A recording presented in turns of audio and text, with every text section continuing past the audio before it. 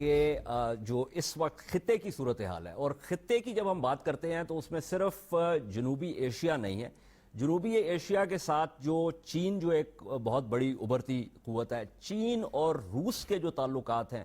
اور انڈیا کے جو اس وقت تعلقات کا بڑھاوا ہو رہا ہے امریکہ کے ساتھ،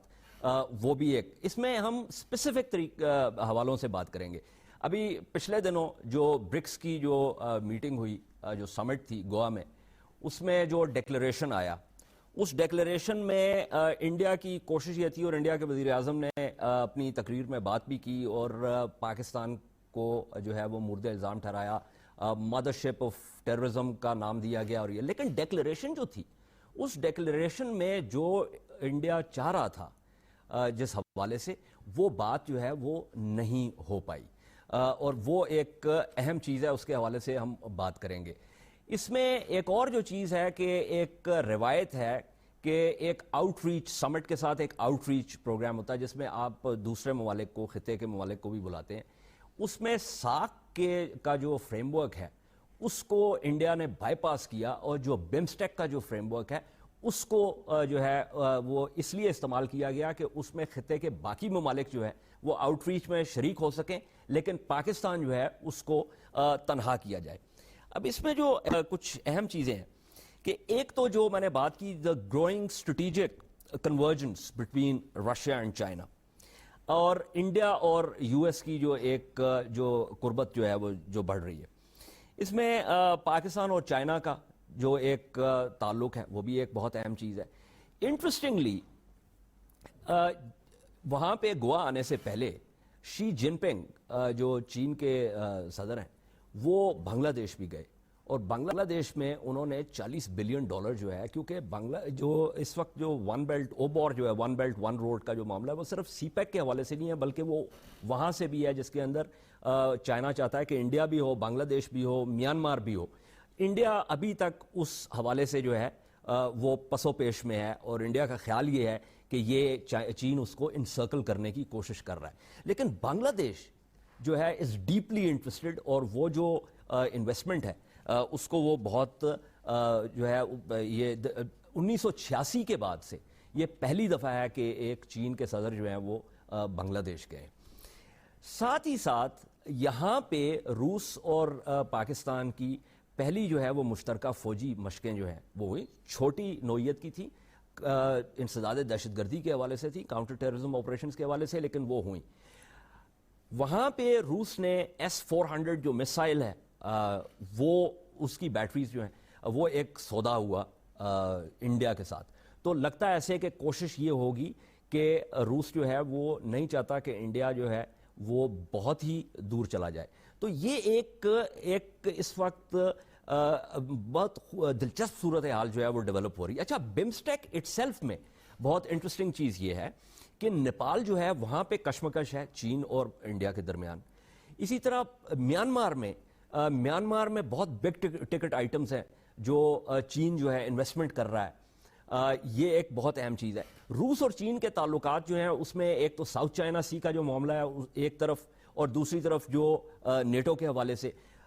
پہلی جو ہے ان کی نیول ایکسرسائزز بھی پچھلے مہینے ہوئیں چین اور روس کی۔ روس جو ہے وہ چین کا سب سے بڑا ایکسپورٹر ہے آئل کا، تو یہ وہ تمام چیزیں ہیں کہ جو کہ آج ہم جن پہ بحث کریں گے، اور ہمارے ساتھ جنرل طلعت مسعود تشریف رکھتے ہیں، ڈاکٹر رفعت حسین اور ایمبیسڈر عزیز احمد خان صاحب۔ اس میں اگر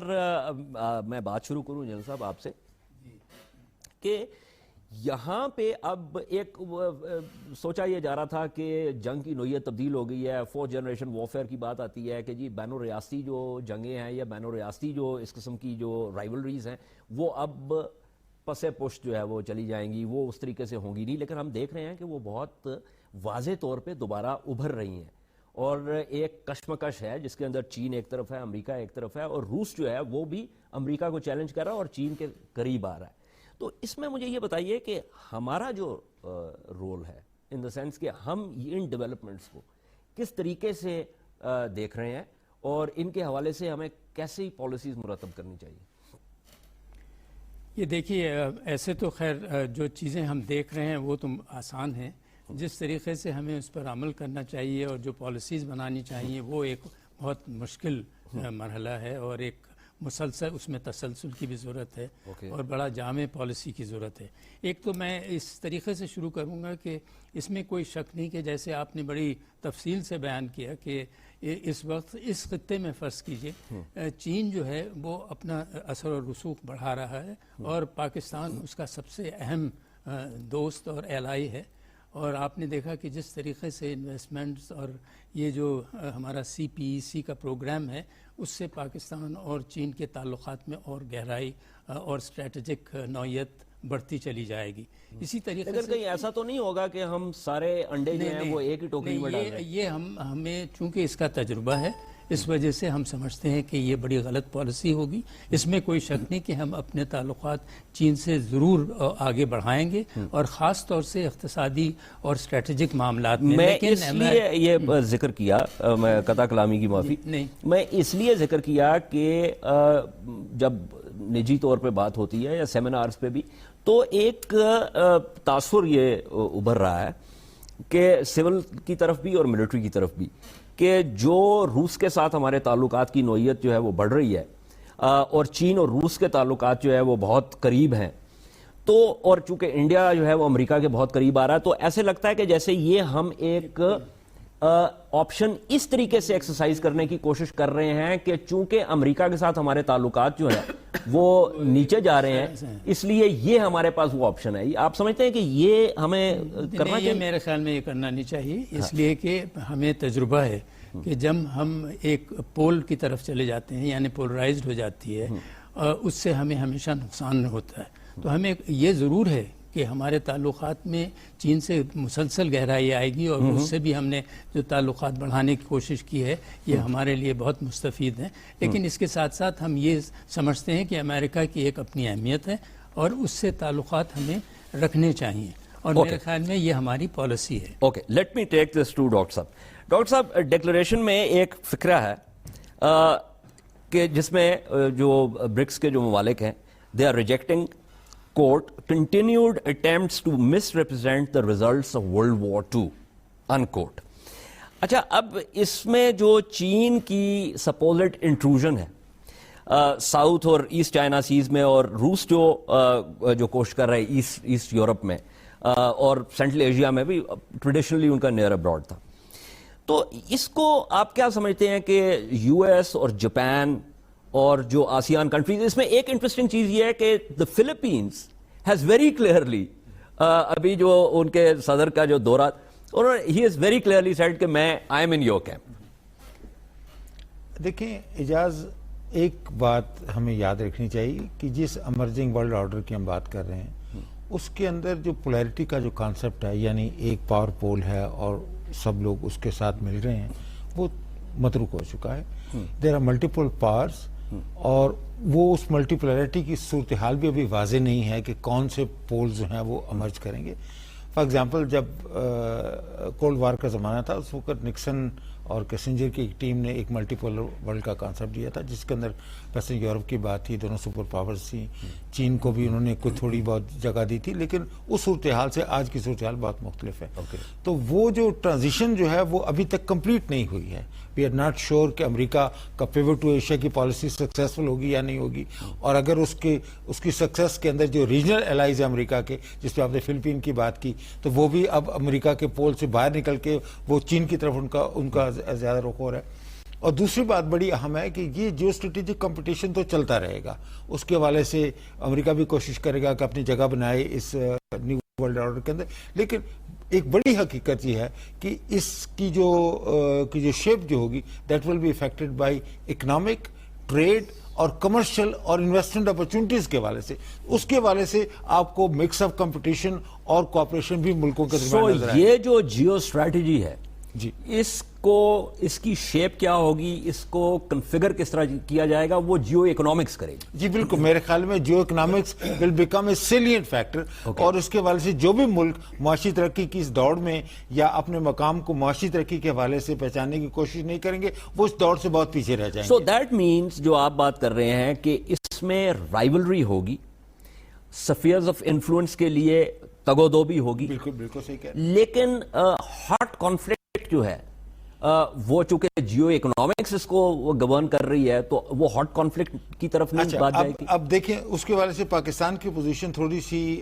इस हवाले से ज़्यादा वल्नरेबल है कि पाकिस्तान के पास जो ट्रेडिशनल जियो स्ट्रेटेजिक पर्सपेक्टिव है उसकी जगह पे अब जियो इकोनॉमिक्स का जो पर्सपेक्टिव है वो पाकिस्तान ले नहीं पाता, क्योंकि उसकी वजह से कि उसके जो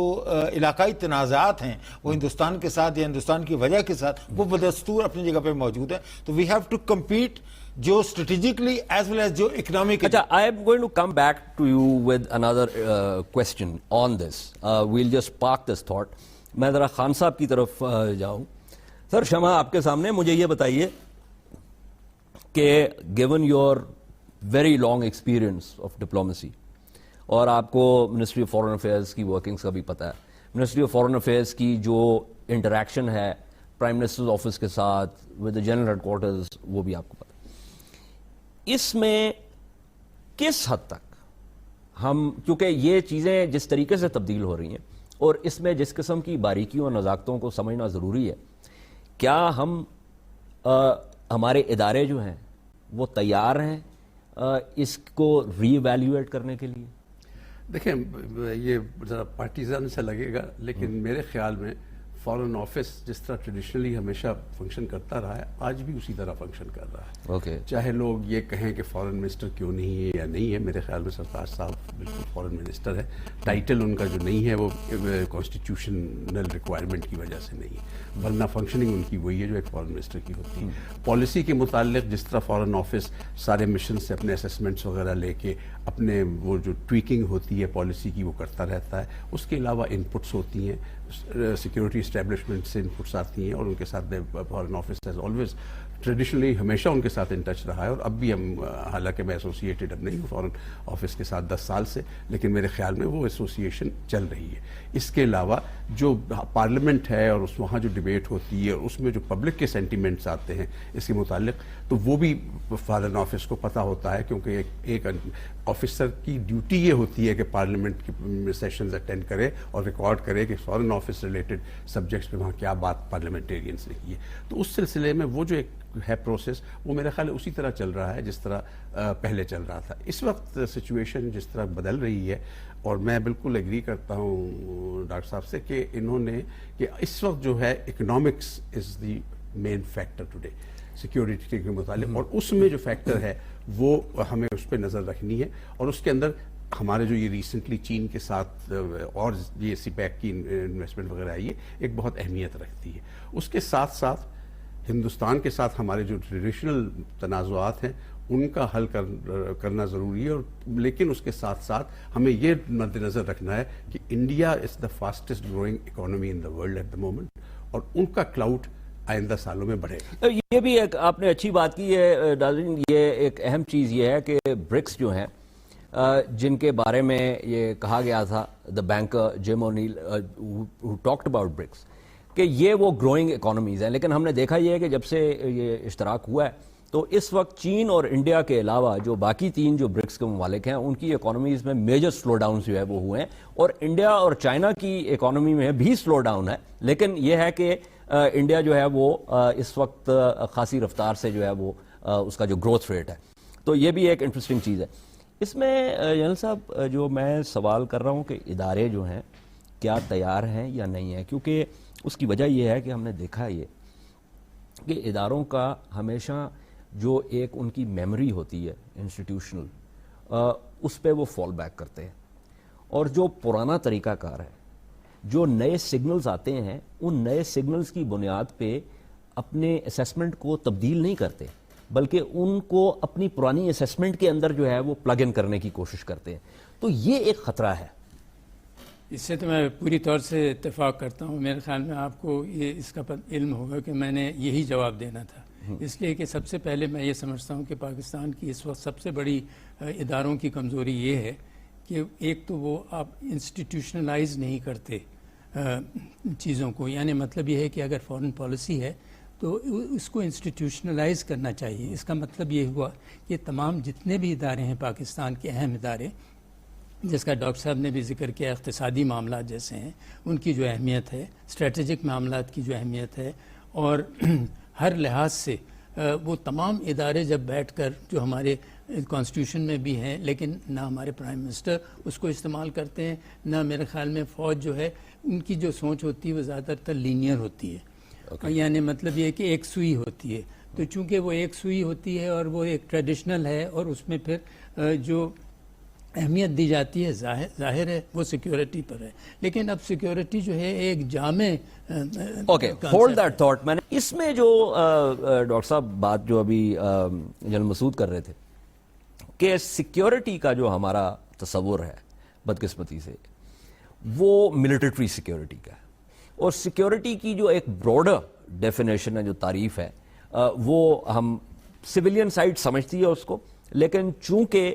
پالیسی کے اوپر ایک بہت گہرا اثر ہے ملٹری تھنکنگ کا، تو اس لیے وہ اس کو جب آپ جیو اسٹریٹجکلی دیکھتے ہیں تو وہ ایک نیرو فوکس ہو جاتا ہے، اور پھر اس میں جو چیزیں جیو اکنامکس کے ذریعے آپ نے کرنی ہے وہ پیچھے رہ جاتی ہیں. جی بالکل اس میں، لیکن اس کی اجازت میرے خیال میں ایک اور بھی بڑی وجہ ہے، وہ یہ ہے کہ جو ادارے ہم نے بنائے ہیں، فارن آفس کو لے لیجئے، ان کی جو اڈیپٹیو کیپیسٹی ہے نا to respond to new challenges, to new situation, وہ بڑی ہی لمیٹڈ ہے. اس کی وجہ یہ ہے کہ ہسٹوریکل میموری کا بھی اس کے ساتھ بڑا تعلق ہے کہ پرانی طور پہ ابھی تک تو ہم نے یہ ہنر سیکھا ہی نہیں ہے کہ اگر انفارمیشن کو ہم ڈی کلاسیفائی کر دیں گے، اس کے اوپر جو ریسرچ ہوگی تو ہمیں پتہ چلے گا کہ ہم نے کیا بے وقوفیاں کیا یا کیا کامیابیاں ہم نے حاصل کیا. اس کے حوالے سے ابھی تک ہم میرے خیال میں وی آر 100 years behind. ایک تو یہ بات ہے. دوسری بات یہ ہے کہ جب آپ کے اوپر اتنا زیادہ، جیسے میں نے کہا کہ پاکستان کی سیکورٹی سچویشن کو دیکھیں تو اس میں جو انڈیا کے ساتھ جو ہمارا ایک پرائمری کانفلکٹ ہے وہ جو کا تو موجود ہے. کشمیر کا مسئلہ پھر اب شدت سے ابھر کے سامنے آیا ہے، لیکن اس کے اندر اور وہ پرانے مسئلہ کشمیر کو اٹھانے کے اندر ایک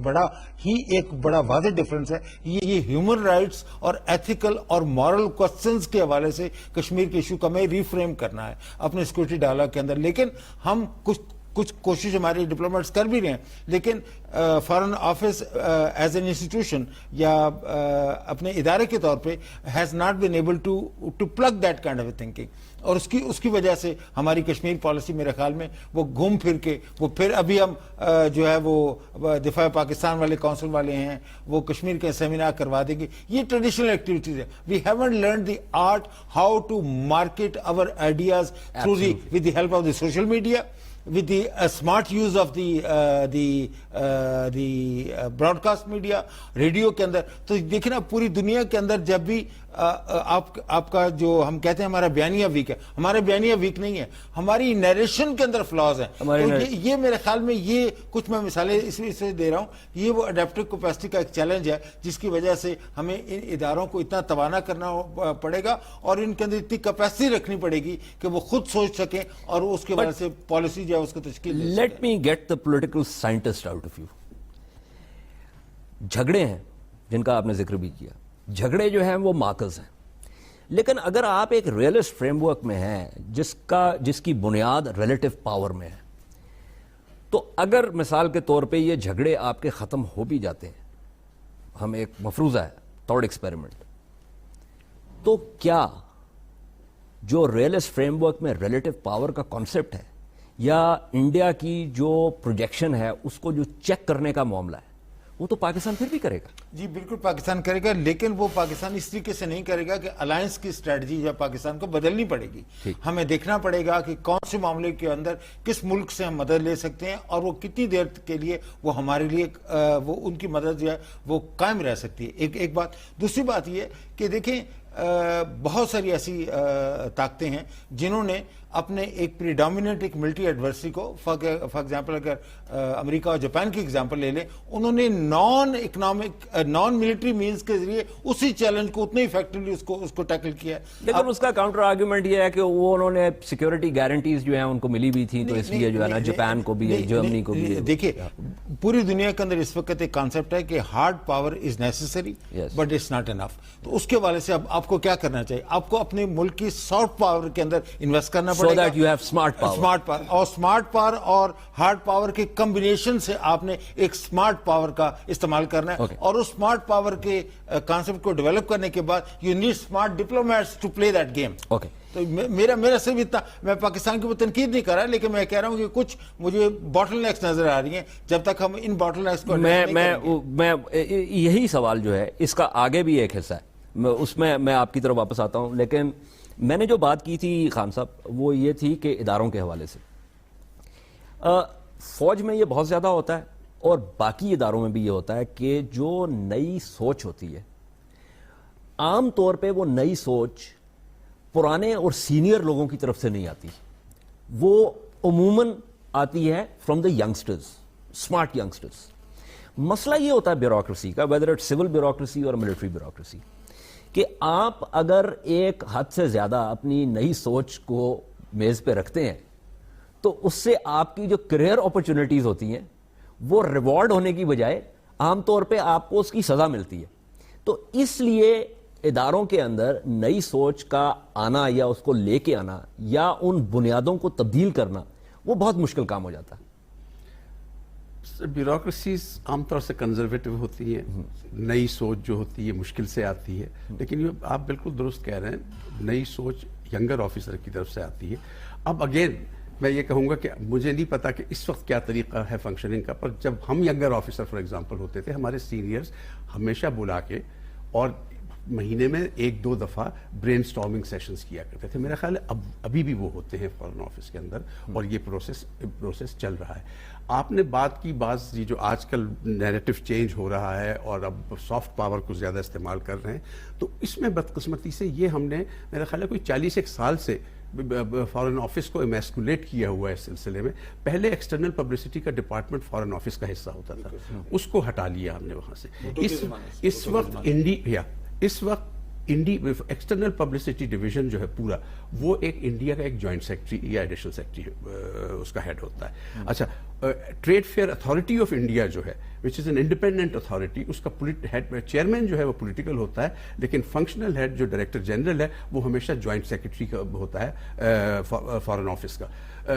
cultural relations, Indian council for cultural relations which has an enormous budget, میرا خیال ہے ہمارے فارن آفس کے پورے بجٹ سے زیادہ ہوگا ان کا، اس کا ہیڈ ایک جوائنٹ سیکرٹری فارن آفس کا ہوتا ہے. تو یہ تاکہ وہ فارن آفس پھر ان سب پالیسیز کو کوآرڈینیٹ کر سکتا ہے. ہمارے یہاں انفارمیشن منسٹری کے پاس چلا گیا ہے ایکسٹرنل پبلسٹی، جس کو کوئی آئیڈیا نہیں ہے کہ ڈپلومیٹکلی کس طرح with due respect cultural relations کا تعلق ہے، وہ بھی یہی ہے کہ کہاں کس طرح کی چیزیں بھیجنی ہے، کس طرح کا ٹارگٹ کرنا ہے، وہ فارن آفس کے پاس نہیں ہے، وہ منسٹری اپنی اس کی کرتی ہے. اسی طرح ٹریڈ فیئر وغیرہ کا ہے، اسی طرح اس کا ہے، اور اس طرح کی ہر کوئی اپنی اپنی ٹرف بناتا ہے. اور فارن آفس کے ہاتھ اگر آپ بسا اوقات تو یہ میں آپ کو بتا سکتا ہوں، I am sure you know this, آپ you not serving there but you have information کہ بہت سی جو لائن منسٹریز ہیں وہ ایسے کام کر رہی ہیں جس کو بعد میں فارن آفس کہتا ہے کہ یہ آپ نے کس سے پوچھ کے یہ کام کیا. سو وہ جو کوآرڈینیشن کی بات ہے وہ اس میں quickly sir before I take a break, جو سافٹ پاور کی بات ہو رہی ہے، اب دیکھیں جس ملک میں تعلیم کا اتنا انحطاط ہوا ہو، جہاں پہ ہم نے ایک خاص قسم کا جو ہے وہ نظریہ جو ہے اس کو ابھارا ہو، جہاں پہ ثقافت جو ہے ہماری، جس کے اندر جو ہے رقص بھی شامل ہے، جس کے اندر میوزک بھی شامل ہے، جس کے اندر باقی آرٹس جو ہے نا وہ شامل ہے، وہ تمام چیزیں تو اب ہم نے بدعتوں کے اندر جو ہے نا ان کو ڈال دیا ہوا ہے. تو ہم جس سافٹ پاور کی ڈاکٹر صاحب بات کر رہے ہیں وہ ہم سافٹ پاور لائیں کہاں سے؟ وہ تو ہمارے پاس ہے ہی نہیں، اس کا کیپٹل ہی کوئی نہیں ہے. نہیں، میرے خیال میں کیپٹل تو ہے پھر بھی. نہیں، میرا یعنی آپ کا مطلب یہ ہے کہ اس کے باوجود کہ سافٹ پاور ہمارے پاس موجود ہے ہم اسے استعمال نہیں کر رہے ہیں. دیکھیے ہمارے جو ایکٹرز اور ایکٹریسز ہیں مثلاً وہ جا کے انڈیا میں ایکٹنگ کرتے ہیں اس لیے کہ ہم اپنا جو کلچرل ایسپیکٹ ہے اس کو نہیں بڑھا رہے ہیں، اور ہماری سب سے بڑی ویکنس جو ہے وہ ہمارا سافٹ پاور استعمال نہ کرنا، اور انڈیا کا سافٹ پاور جو ہے وہ اس کو ایک نیا مقام اس نے دنیا میں دے دیا. دیکھیے وہاں ہم انگلینڈ جاتے ہیں، لندن جاتے ہیں، میں امریکہ سے ابھی آ رہا ہوں، وہاں میں نے دیکھا کہ اگر ریسٹوراں پاکستانی بھی ہو تو پھر وہ کہتے ہیں کہ یہ انڈین ریسٹوراں ہیں، چونکہ ان کی ایک ساکھ بن گئی ہے سافٹ پاور میں. اسی طریقے سے میوزک کا بھی یہی حال ہے، اسی طریقے سے کلچرل ایکٹیویٹیز کا ہے، پینٹنگ کا ہے، آرٹسٹ کا ہے. تو ہر لحاظ سے سافٹ پاور جو ہے اس وقت اس کی اتنی ہی اہمیت ہے جتنی ہارڈ پاور کی ہے، اور ہم اس پر کوئی توجہ نہیں دے رہے ہیں. ہم اس پہ توجہ نہیں دے رہے.